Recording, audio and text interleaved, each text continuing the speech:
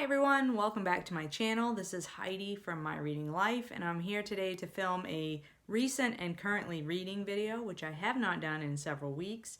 It has been a particularly busy stretch of time for me in the last several weeks, so I haven't been able to get as much filming done as I've liked. I haven't been able to get as much reading done as I've liked, but I have finished quite a few books over the last week that I've sort of been working on for the last 3 or 4 weeks. And I have a list here, and I'm just gonna get to it and try to get through it because there's quite a few. Now, February is Black History Month in the United States, and so I've been reading quite a few books that are based towards that theme, just trying to, clear off a lot of books that I would like to read, but also educate myself more. So at the very beginning of the month, I started a buddy read with Patrice of a young, actually middle grade book called Harbor Me by Jacqueline Woodson. And I had read Brown Girl Dreaming by Jacqueline Woodson before and loved it. And Harbor Me, which I believe I spoke about in my last currently reading video, was just an excellent experience. Again, I listened to it on audiobook. It is a story about 6 young kids who are put into an alternative type classroom. They are having problems in school for various reasons, and they each bring to the class different life experiences. They're all of different races and ethnicities, and they, over the course of the book, form a very cohesive and mutually beneficial friendship amongst the 6 of them. There are 4 boys and 2 girls in the group, and through their interactions with each other, they learn how to support each other, plus they learn more about their world. And this book tackles things like immigration, police violence, racism, the criminal justice system, and bigger themes like forgiveness and friendship and all that sort of thing. And it's just a lovely, lovely story. I really enjoyed it. I would highly recommend it. The audiobook is great because it's a multi-person performance, so there's different people reading each of the individual children's perspective. From when they are narrating their own story, a different narrator is actually voicing that part of the story. So that's really excellent as well. I then read an ebook, A Princess in Theory by Alyssa Cole. This is a romance novel. It's contemporary, where a young woman who is a scientist keeps getting strange emails from an African country that doesn't really exist. It's a made-up African country, saying that she is betrothed to marry the king of this country, and she needs to get in contact with them because it's time for her to meet the king, basically, and to make progress on their relationship. And she just thinks it's all a bunch of garbage. And it's all about how this guy who is a king and this lady who is a scientist finally do meet each other in United States, and then she travels with him to his country. And it's, he disguises his identity at first to get to know her, and so they have to go through all of that mistaken identity kind of thing. And it was a cute, fun story. I just blew through it. I really do like Alyssa Cole's writing, and I just thought it was a fun story. So I will probably try to hunt up the next. That was the first book in the this is some kind of a royal series. I would probably try to find the next book in that series and continue on with it. I've also been reading for the BookTube Prize, but I can't tell you about that. I did read 2 books that are in my grouping for this first round of the BookTube Prize, and one was not successful and one was very successful. So, we're doing pretty well there. And I will talk about those more in the future when it is time for the first round of judging to be over. I then finished a poetry collection. This is African American Anthology of Poetry. It's edited by Joan Sherman, and it covers African American poets from the period 1773 till 1927. So the more modern poets that are in this collection are like Langston Hughes and a poet, County Cullen, which has been on a lot of booktube channels recently, and then the more earlier poets like James Madison Bell and Frances Ellen Watkins Harper. I found this collection, just like all poetry collections, or collections really of anything, to be uneven. I really enjoyed some of the poetry, and I really didn't enjoy other parts of the poetry. The ones that I really enjoyed were the early poems that would have been set to music, and they were a few where the editor actually says, this would have been spoken to, a particular tune, and I knew the tune, and I could actually say the poem in the way that it was supposed to have been said. And I really enjoyed speaking a lot of these poems out loud to myself. There was a lot of lyricism to many of these poems. And you can see that I've tabbed some of these that really spoke to me. So I will be keeping this in my collection so I can refer back to it. And I want to thank Patrice, who gifted this to me last year when we participated in the POC-a-thon. And it's a fantastic addition to my collection. The next thing I finished was another audiobook, and that's Everything's Trash, But It's Okay by Phoebe Robinson, who is one half of the podcast duo Two Dope Queens. She had a book out a couple years ago that was No You Can't Touch My Hair was the title, I believe. And this one, Everything's Trash, But It's Okay, follows on immediately from the publication of her first book, and basically tells the story of her career and her life over the next couple of years. So it's the last few years. It's very recent history. And she has become quite famous in the last few years in that she's been able to meet Oprah, and she's met Michelle Obama, I believe, and she met her fantasy guy, Bono, from U2, which that chapter was so hysterical that I literally was driving down the road laughing so hard that tears were running down my face. So, and the thing that I love about this audiobook, I would highly recommend if you like sort of comedian style memoirs where they're quite funny and there's a lot of comedy in them. If you like that style of writing, I would highly recommend you listen to this on audiobook, because Phoebe Robinson reads it herself and she cracks herself up while she's doing so. And so she would be reading these anecdotes or telling these stories, and then she would just bust out laughing in the middle of it and have to get herself back under control so that she could start narrating the story again. And she's just delightful. It was just a delightful read. I enjoyed myself tremendously while I was listening to it. I thought her stories were really funny. I mean, a lot of it I can't relate to. She's much younger than me. She's in her early 30s, and she's a comedian, and she lives in New York City. So her life is not anything like my life at all. But she's so funny and self-deprecating. And so many of her anecdotes just tickled the funny bone, and really, but it's not manic funny. Sometimes these comedian memoirs just get manic in that they're just, the jokes are one after the other. Phoebe Robinson does interject some serious topics in to her overall narrative, and I thought that was really it was really excellently done. So highly recommend that if you're looking for something good on audiobook particularly. I then finished another ebook that I've been working on for several weeks, and that's An American Sickness by Elisabeth Rosenthal. And this is a piece of nonfiction all about the American healthcare system. So it's divided into 3 sections, where the first section is about the history of the American healthcare system and the history of how insurance began to be developed in the United States, and sort of the history of pharmaceuticals and the medical industry and all of that. And it is chock-a-block filled with facts and figures about costs of healthcare, size of the industry, how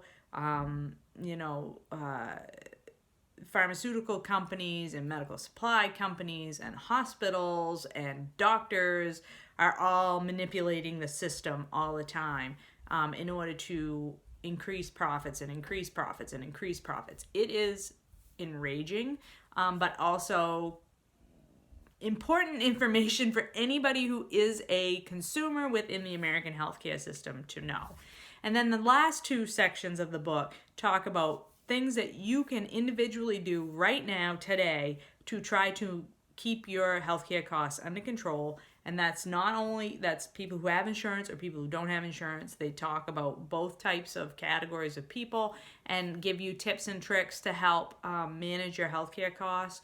And then there's a lot of information about ways that American healthcare system could be changed, like the whole system overall, like politics and regulation and statutes that could be changed in order to make our healthcare system more equal and fair to all, and also cost a whole lot less and be a whole lot more efficient and beneficial to the people that it's trying to serve. So I found this book overall to be incredibly compelling and super useful and really important information. I took tons of notes in my bullet journal, and I shared. Kept all the time with my parents and my husband, like, did you know, we should be doing this, you should be doing this. You know, I have a 93-year-old grandfather who has a lot of health issues and still lives at home, and he's on Medicare, and all the time he's exceeding his allowable costs on his pharmaceuticals and having to pay out of pocket, and it's tremendously expensive. And so, you know, all these things tools that we can use right now today to help try to limit the amount of money that we're paying out of pocket. None of us in my family are rich people. So, you know, we have to be realistic about what we can afford and if we can help ourselves, it's only gonna be beneficial to our family. So, super useful book. Really would recommend it. Also written in a very easily understood and engaging manner, so that it doesn't feel dry and boring and you're not completely lost. It's very written for the layperson, written for the public. Super great book. I then finished another nonfiction. This is Moonwalking with Einstein by Joshua Foer. I buddy read this with Doris from Aldi Books. We read a chapter a day until the book was finished, so it took us like a little over a week, and it was super fun read. It's written in a very sort of comedic and fluffy style, but the information that's being imparted is very interesting, all about how over the history of the human culture, memory has been used in different ways, from, you know, back in the ancient times when all information was transmitted orally, so people simply had to memorize more information because there were no books, there were no anything, no depositories of the information other than people's brains. And so from those time periods when everybody, you know, had to remember everything in their own heads, and there were people in the societies that were tasked with sort of holding all of what was known in their minds, to today where we have basically externalized all of our memory into devices and other forms, whether it be a book, a computer, your phone, Post-it note, you know, the calendar that's on your fridge that you write on with the whiteboard markers. I mean, we have literally externalized all of our memory keeping, and that is maybe not the best thing we could do, because there is this book, as this book will tell you, you know, some things that it would be better for us if we used that muscle, our brain, a little bit more for memorization. So that's the theme of this book, but it's specific. Joshua Foer spends a year practicing memorization techniques in order to compete in the U.S. Memory Championship and the European Memory Championship, if he can get past the U.S. Memory Championship. So he works with a bunch of the top memory athletes in the world in order to learn the techniques that they have used to memorize things like, you know, 10 decks of cards in a minute or whatever. And it is fascinating how the techniques that they use to do that sort of thing. And this was just a very entertaining read, a very entertaining piece of science nonfiction written for an everyday audience. So highly recommend. I know this is a booktube darling. Many people love this book, and I can see why. Really enjoyed that one. And then the last thing I've completed is this chunker, The Grace of Kings by Ken Liu. It's a fantasy novel. It is the first book in a series, and it was not a particularly successful book for me. I love epic fantasy, and I really wanted to like this book because it takes place in a fantasy world that we don't often see. This is Eastern inspired fantasy based on Asian myths and legends, and it's written in a very quick paced way. There's short chapters, but there are a ton of characters, and they are very shallow, I would say. The characters in this book are very shallow, and I like a little bit more depth to my characters. There's plenty of action happening because it's, of course, very political. This takes place in a world where one emperor has conquered like all of the lands, and there are all these rebels that are like, we don't want this one emperor in charge of everything. We want to go back to when all the countries individually manage their own territories. And so the rebels are working to overthrow the emperor. And there's two main characters that we're following, Kuni and Mata. And Mata is like physical superhero warrior, and Kuni is like the trickster.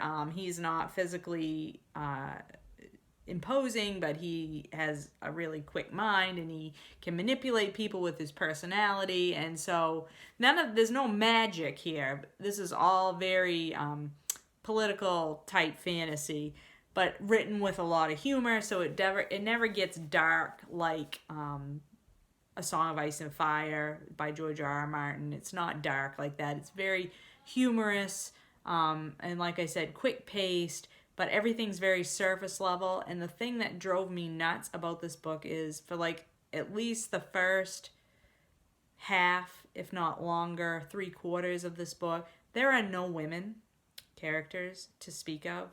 There's one, Kuni has a wife who is on the page like very infrequently. She is not a main character.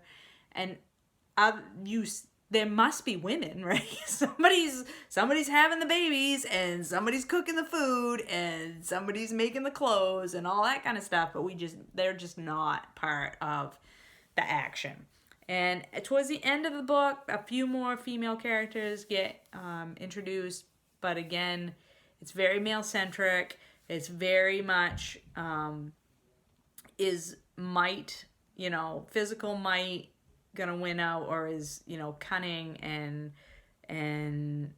personality and brain power gonna win out.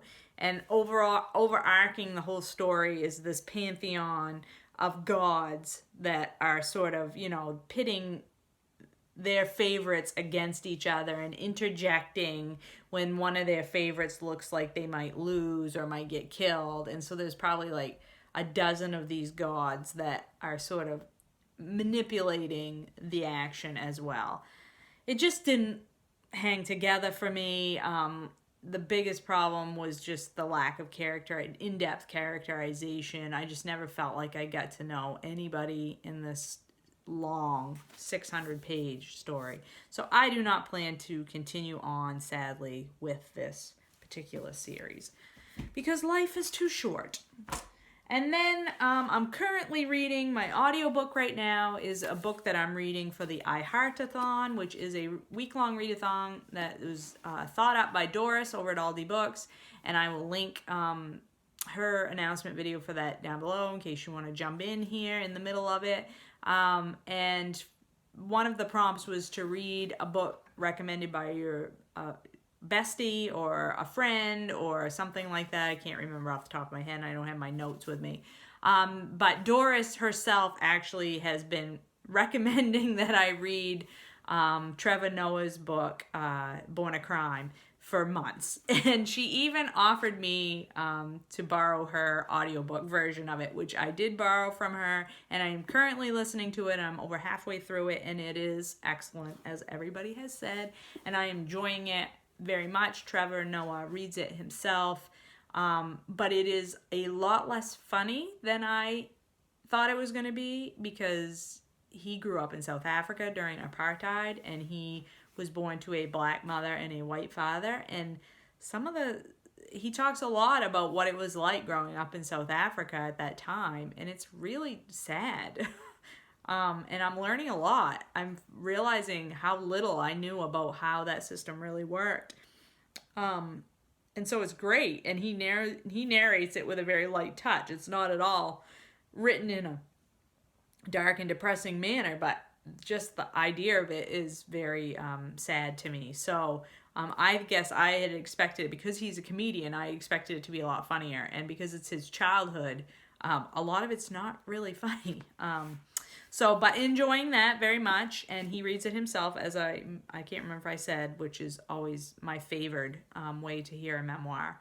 And then I am also reading for iHeartathon. I picked up a book that I've been wanting to read for a long time, and is also a favorite genre of mine, nonfiction. This is The Immortal Life of Henrietta Lacks, which is all about this woman, Henrietta Lacks, who in the 1950s was diagnosed with cervical cancer, and unbeknownst to her, the physician who was treating her took a sample of her cervical cells and gave them to a doctor who was trying to create an immortal cell, basically a cell that would live in the lab and continually be dividing, and they could use it for research.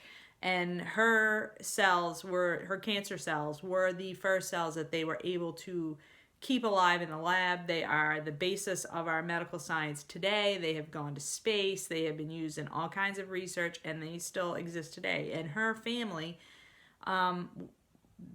she never knew, Henrietta Lacks never knew that they took her cells and used them.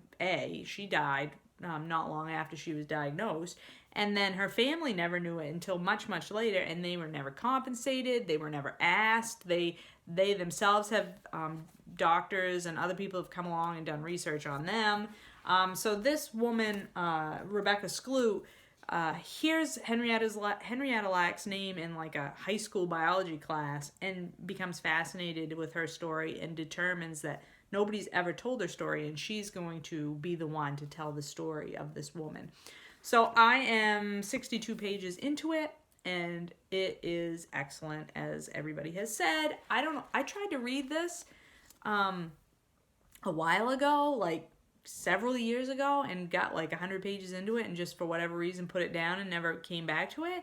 And I'm reading it now going, how did I ever put this down? It is so fascinating. I am really, really enjoying it, and is a super good read. So anyway, that's why you should sometimes come back to books that you abandon, and you will find that it is the right time for you at this time. So this has gone on way longer than I wanted to, and that's because I have, like I said, completed quite a few books in the last couple of weeks that I was working my way through. I am hoping that I have kind of gotten over the hump of all the sort of external activities and illnesses and family issues that have been going on, and now it's going to be smooth sailing into March, and get my reading groove back on and start finishing books a lot more quickly and not be so dragged out with everything. But in the meantime, until I see you again, I hope you are doing well and are finding lots of great books to read, and I will talk with you later.